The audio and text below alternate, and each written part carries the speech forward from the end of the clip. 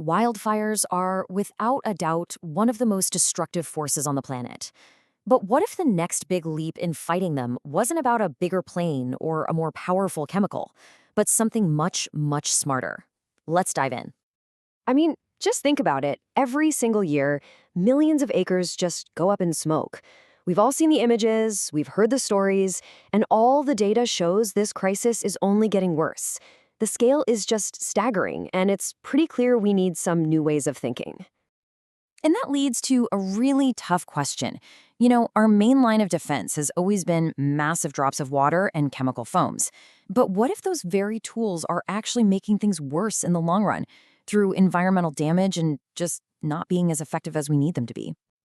That thought really brings us to our first section here, taking a hard look at the reality of fighting today's fires with yesterday's tools. Okay, so let's just lay it all out. On the left, you've got the current playbook.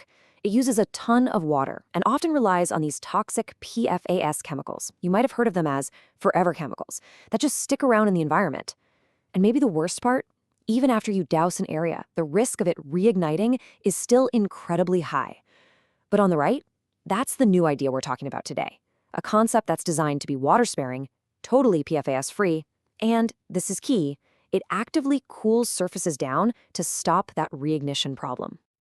So, what exactly is this new idea? Well, let's get into the heart of this research and introduce the Smart Blanket.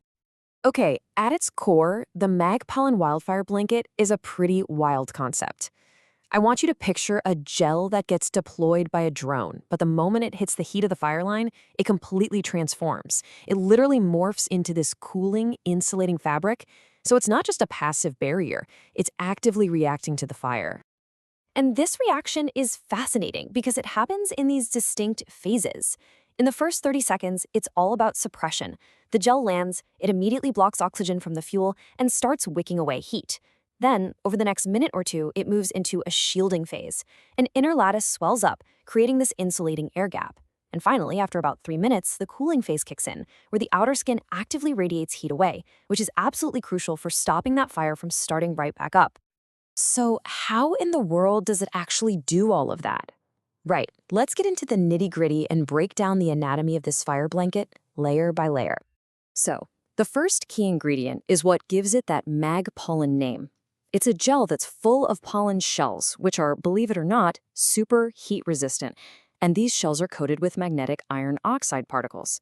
Now, this is the genius part. It makes the gel magnetic. That allows drones to use magnetic fields to guide the gel with incredible precision, landing it exactly where it needs to be, even if it's windy. Okay, next up is the intumescent lattice.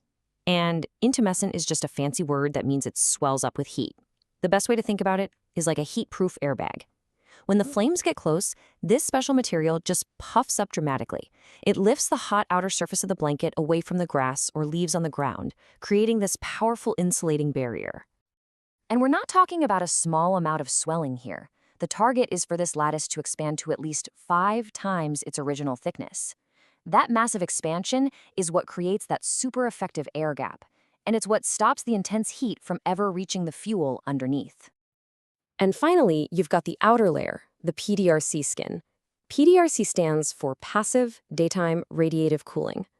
This surface is engineered to basically act like a mirror for heat. It doesn't just block it, it actively radiates thermal energy away, shooting it up into the cold of deep space. This is the blanket's self-cooling mechanism, and it works long after the flames are gone to keep smoldering embers from ever reigniting. So the science is incredible, right? But how do you take a concept like this and actually move it from the lab to a real-life landscape? Let's talk about the deployment strategy. Well, the whole system is designed to be adaptable. In low winds, drones can go into spray mode using a special magnetic nozzle for really precise, focused coverage.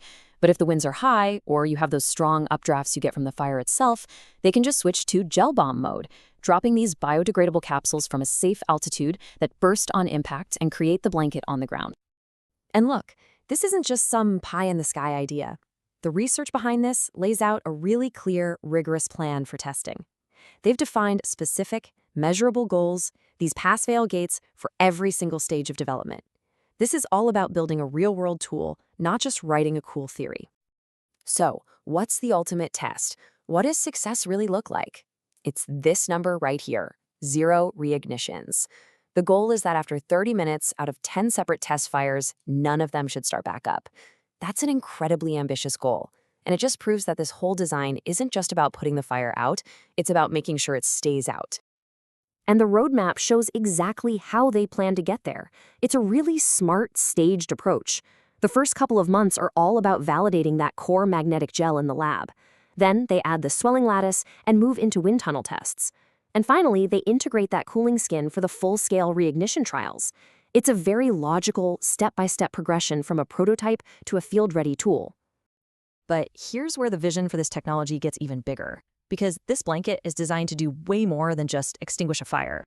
It's also designed to be a post-fire restoration tool. Get this, the gel matrix can be embedded with these tiny microcapsules that release native seeds and beneficial microbes after the fire has passed.